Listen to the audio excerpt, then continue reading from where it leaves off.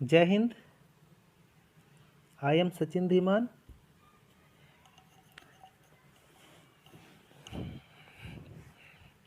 This is the sixth part of chapter 1 class 8 maths, and today's topic is representation of rational numbers on a number line. So number line तो हम सभी ने पढ़ी है कि zero left side negative number होते हैं -1 -2 -3 और राइट साइड पॉजिटिव नंबर होते हैं +1 +2 3 4। ओके, सो अब हमें देखना है कि जो रेशनल नंबर्स हैं, रेशनल नंबर्स क्या, the numbers which are in the form of upon where denominator is not zero. 2 number line पे यहाँ पे है, तो अगर मैं आपसे कहूँ 3/5 कहाँ पे है, सो ये हमें देखना है कि नंबर लाइन पे कहाँ होता है। So exercise 1.3 question 1, represent rational numbers on number line. So first rational number है 5/7। सो सबसे पहले हमें देखना है क्या ये प्रॉपर फ्रैक्शन की तरह है। सो अगर न्यूमरेटर लेस है डेनोमिनेटर से तब ये प्रॉपर फ्रैक्शन है। तो अगर प्रॉपर फ्रैक्शन नहीं है तो स्टूडेंट ध्यान रखना, पहले हम इसे प्रॉपर फ्रैक्शन में चेंज करेंगे। So here 5/7 is proper fraction.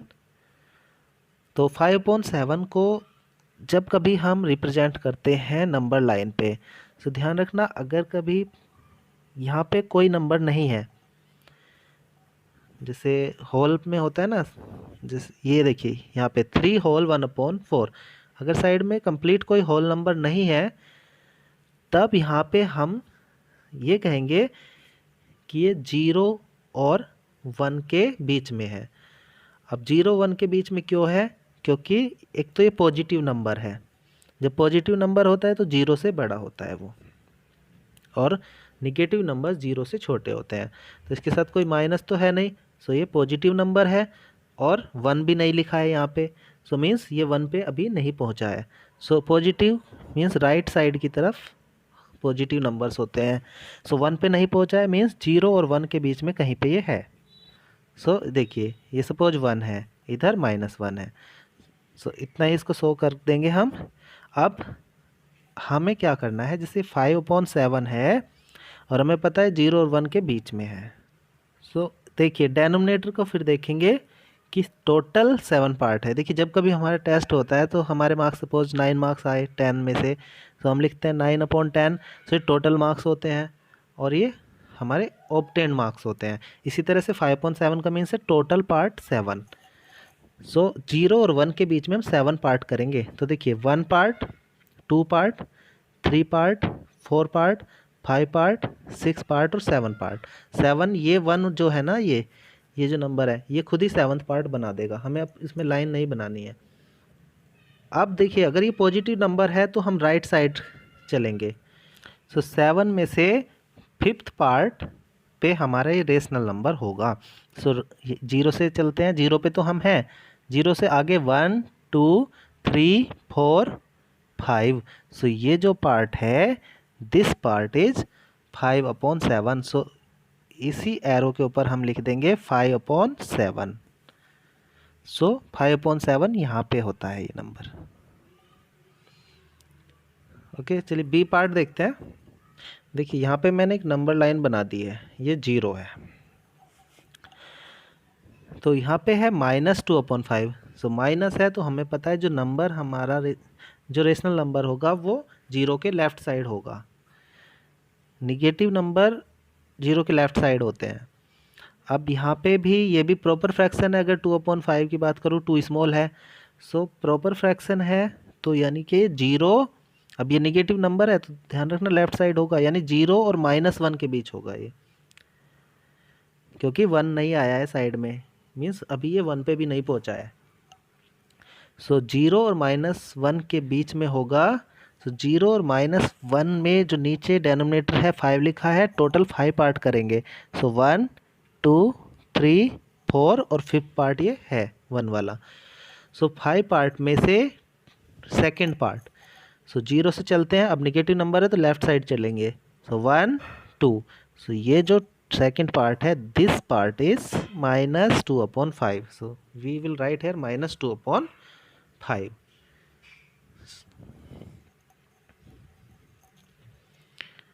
Okay students, C part देखते हैं. इसमें 3 होल 1/4.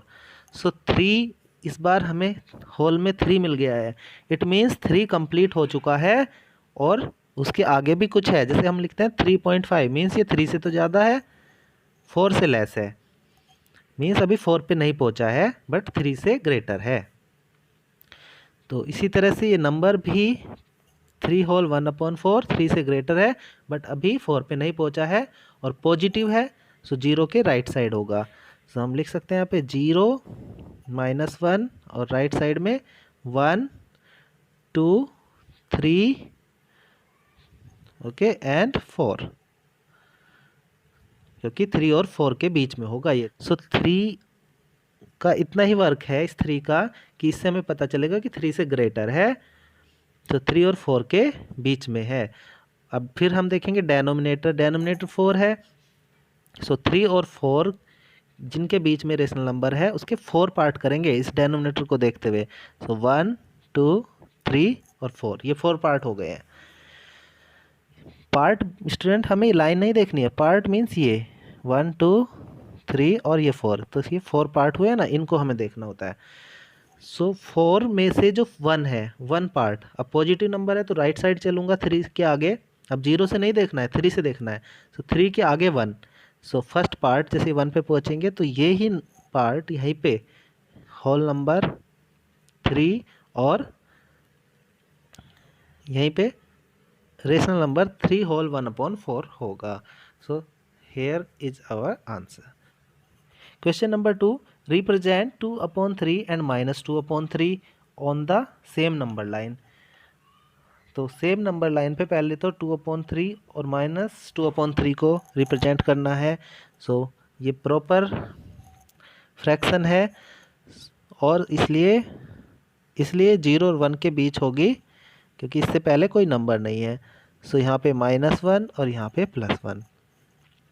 अब निगेटिव भी है और पॉजिटिव भी है, दोनों को रिप्रेजेंट करना है. जब पॉजिटिव है सो 3 पार्ट करेंगे और जब निगेटिव है उसमें भी 3 पार्ट करेंगे.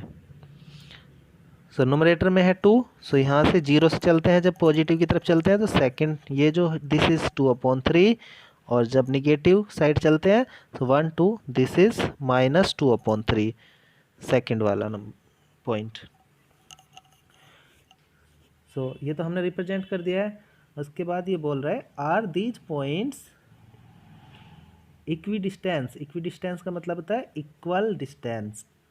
इक्विडिस्टेंट का मीन हुआ कि बराबर डिस्टेंस पे हैं क्या फ्रॉम द ओरिजिन. ओरिजिन समझ लीजिए, ओरिजिन होता है 0. ओके 0 पॉइंट को यहाँ पे ये जो पॉइंट है इसको बोलते हैं ओरिजिन. तो ये बोल रहा क्या ओरिजिन से बराबर दूरी पे है. Yes these points are equidistance from the origin. Okay let's move to next question. Question number 3 में हमें इसको असेंडिंग ऑर्डर में अरेंज करना है. तो जब इसको अरेंज करेंगे सो स्टूडेंट हमें एलसीएम मेथड हमें पता है. सो हम देखेंगे कि 4 5 15 और 3 का एलसीएम क्या है. 4 5 15 और 3 का जो एलसीएम है दैट इज 60. तो यहाँ पे हम सभी नंबर्स को लिख लेते हैं इस तरह से. ओके इसी के नीचे लिख लेना, मैं बट साइड में लिख रहा हूँ इसको. इसके एलसीएम से मल्टीप्लाई हम कर देते हैं, सभी को 60 से मल्टीप्लाई कर दीजिए और फिर 5 से कैंसिल कीजिए. तो 12 टाइम, 4 से करना है 15 टाइम हो जाएगा, यहाँ पे 4 टाइम हो जाएगा और 3 ये 20 टाइम हो जाएगा. तो स्टूडेंट यहाँ पे इसको सोल्व करके -3 और 15 की मल्टीप्लाई करते हैं. So it is -45. इसको करते हैं 24 आता है. यहाँ पे करते हैं तो 64 और -1 और 20 -20. तो स्टूडेंट अब हमें बस ये नंबर्स देखने हैं -45 24 64 एंड -20. तो इन नंबर्स में हमें देखना है असेंडिंग ऑर्डर. तो इसमें आया है हमारा, मैं लिख लेता हूँ नंबर्स को. -45, 24, 64 और -20। तो हमें इसे असेंडिंग ऑर्डर में करना है। सो असेंडिंग ऑर्डर, देखिए ध्यान रखना है, कोई नंबर माइनस में जितना ग्रेटर होगा, माइनस में जितना ज़्यादा होगा। अब माइनस के नंबर्स पहले होते हैं क्योंकि माइनस स्मॉल होता है, नंबर लाइन पे लेफ्ट साइड होता है। सो माइनस में कोई नंबर जितना ज़्यादा होगा उतना ही वो लेस होगा। सो -45 सबसे लेस होगा, उसके बाद -20। आफ्टर दैट अब पॉजिटिव नंबर में आ जाते हैं। सो स्मॉल नंबर है 24, आफ्टर दैट 64।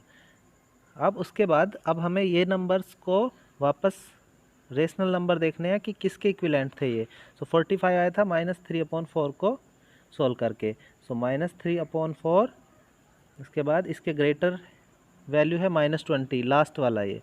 सो -1/3। फिर 24 सेकंड नंबर वाला आया था, इसलिए सेकंड नंबर है हमारा 2/5। आफ्टर दैट 64, और 64 आया थर्ड नंबर पे। थर्ड नंबर है 16/15। So this will be the ascending order of the rational numbers. इसी तरह से बी पार्ट सोल्व कर सकते हैं। अरेंज इन डिसेंडिंग ऑर्डर, तो हम कर सकते हैं, इसके अपोजिट है बस, ये वो असेंडिंग ऑर्डर था, मेथड सेम वही रहेगा।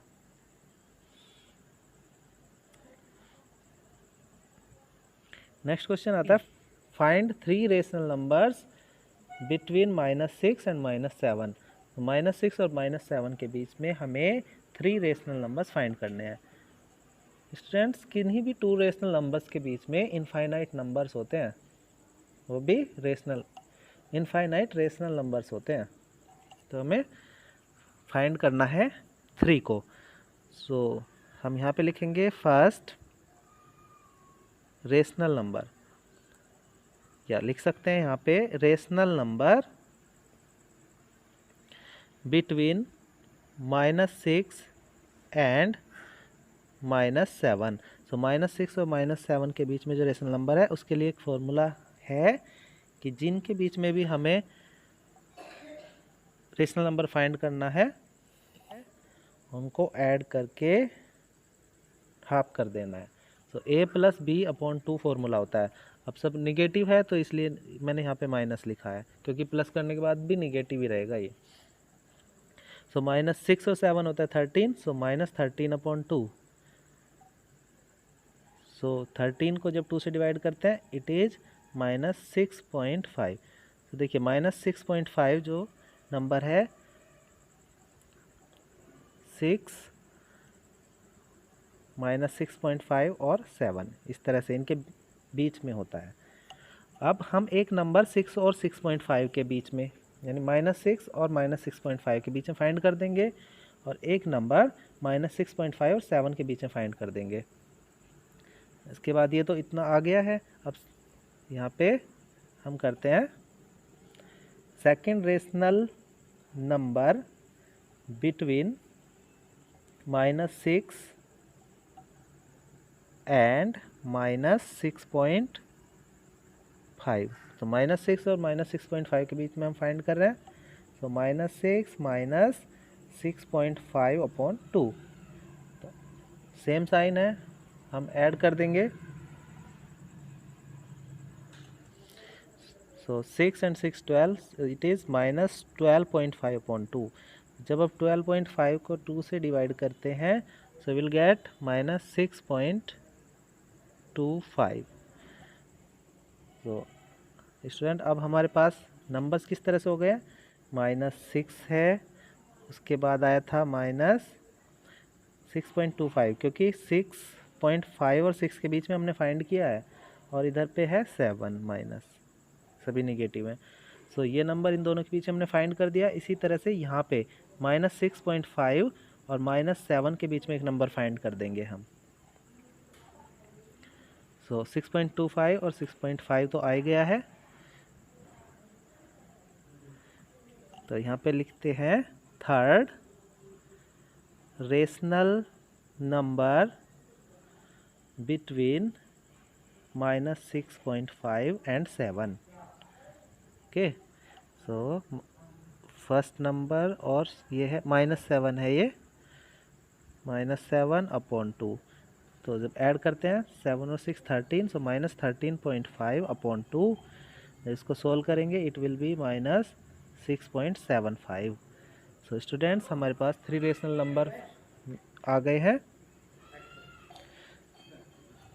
So we will write here 3 rational numbers are, so -6.25, -6.5 and -6.75.